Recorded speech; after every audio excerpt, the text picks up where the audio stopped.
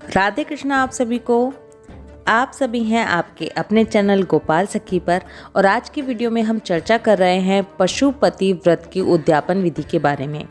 पशुपति व्रत की विधि क्या होती है, ये व्रत कब किए जाते हैं, कितनी संख्या में किए जाते हैं, कैसे इसकी पूजा की जाती है जो कि बहुत ही इम्पोर्टेंट है, वो सब कुछ आपको अपनी पहली वीडियो में बता चुकी हूँ।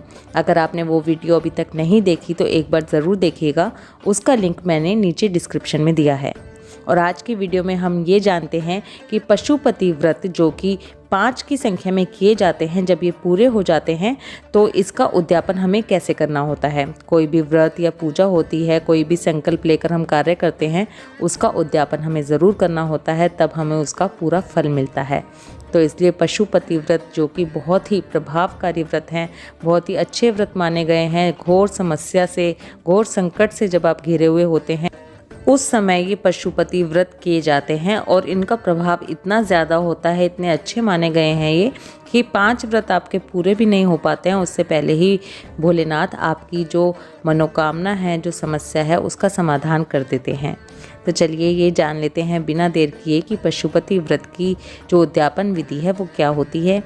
देखिए, पशुपति व्रत 5 व्रत किए जाते हैं और छठे वाला जो छठा सोमवार आएगा उस पर आपको उद्यापन करना होता है। छठे वाले सोमवार के दिन भी विधि वही होती है, वही रहती है जो कि पहले के 5 व्रतों में आपने पूजा की थी, उसी तरह से आपको पूजा करनी होती है। और छठे व्रत वाले दिन आपको उद्यापन करना होता है।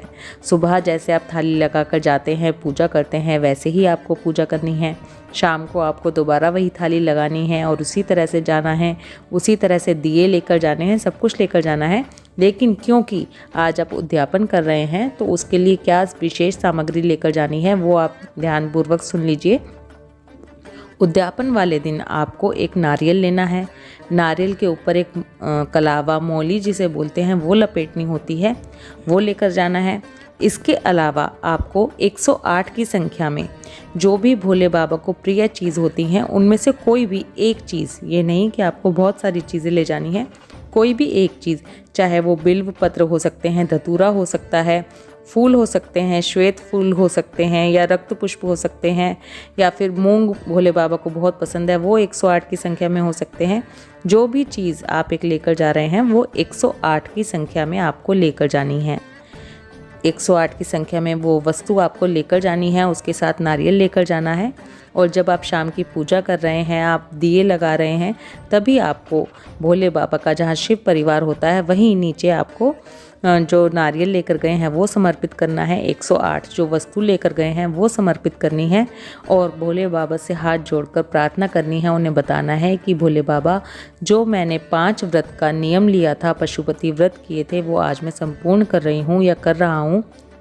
आप मेरी समस्या का समाधान कीजिए, मेरे ऊपर अपना आशीर्वाद बनाए रखिए, जो भी भूल हुई हो उसे क्षमा कीजिएगा।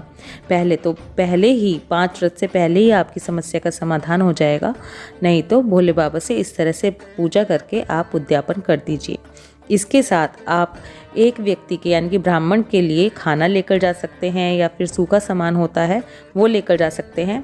और भोले बाबा का जो आप नारियल अर्पित करेंगे, 108 वस्तु अर्पित करेंगे, उसके साथ दक्षिणा अवश्य रखिए। दक्षिणा हमेशा अवश्य रखनी चाहिए। दक्षिणा इसलिए रखी जाती है कि कहीं हमसे कोई भूल चूक हो गई हो तो वो पूरी हो जाए। और जो आप ब्राह्मण के लिए खाना लेकर जा रहे हैं या सूखा सामान लेकर जा रहे हैं उसमें भी आपको दक्षिणा ज़रूर से रखनी है, ये याद रखना है। और उसी तरह से जैसे आप वापस आकर दिया लगाते हैं, वो संपूर्ण विधि मैं पहले की वीडियो में बता चुकी हूँ, उस वीडियो को ज़रूर देख लीजिएगा एक बार, जिससे कि आपको दोनों चीज़ें क्लियर हो जाएंगी कि 5 व्रत में आपको किस तरह से पूजा करनी है, उद्यापन वाले दिन आपको क्या करना है।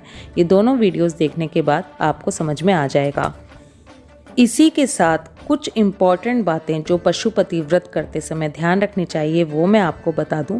पशुपति व्रत जो होते हैं वो एक ही स्थान पर किए जाते हैं, यानी कि 5 व्रत आपको करने होते हैं, छठे पर उद्यापन करना होता है।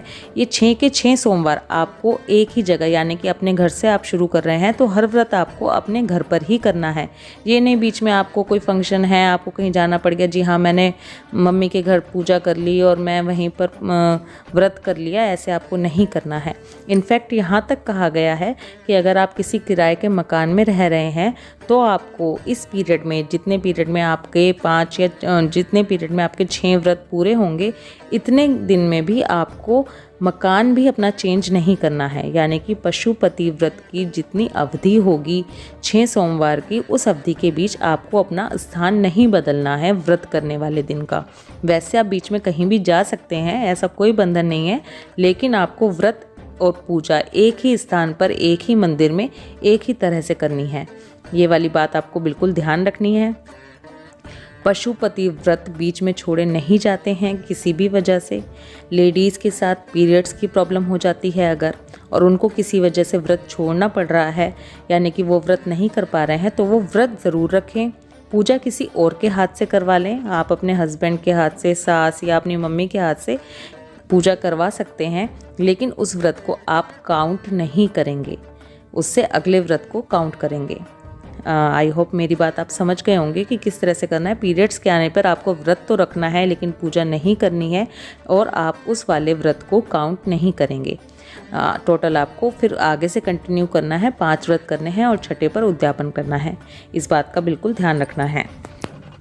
इसके साथ आपको ये भी बता दूं, पशुपति व्रत कोई भी कर सकता है। कुंवारी लड़कियां, लड़के, शादीशुदा महिलाएं, पुरुष, कोई भी पशुपति व्रत को कर सकता है। कोई ऐसी किसी के ऊपर बंधन नहीं है कि कोई इस व्रत को नहीं कर सकता। बस इसके जो नियम हैं वो आपको ध्यान में रखने हैं। बहुत सी जगह पर ऐसा हो गया है कि पशुपति व्रत के नियम तो बहुत हार्ड होते हैं, बड़ा मुश्किल व्रत होता है, लेकिन ऐसा कुछ भी नहीं है, बहुत ही आसान व्रत है। इसलिए अगर आप घोर समस्या से, घोर संकट से, बहुत बड़ी कोई आपकी परेशानी है, तो पशुपति व्रत आराम से कर सकते हैं। आई होप इस वीडियो में दी गई इन्फॉर्मेशन आपके लिए हेल्पफुल होगी। वीडियो आपको ज़रूर पसंद आएगी। वीडियो अच्छी लगे तो वीडियो को लाइक कर दीजिए। सभी लोगों के पास ये जानकारी पहुँचे, इसके लिए वीडियो को जितना हो सके उतना शेयर करते रहिए। राधे कृष्णा।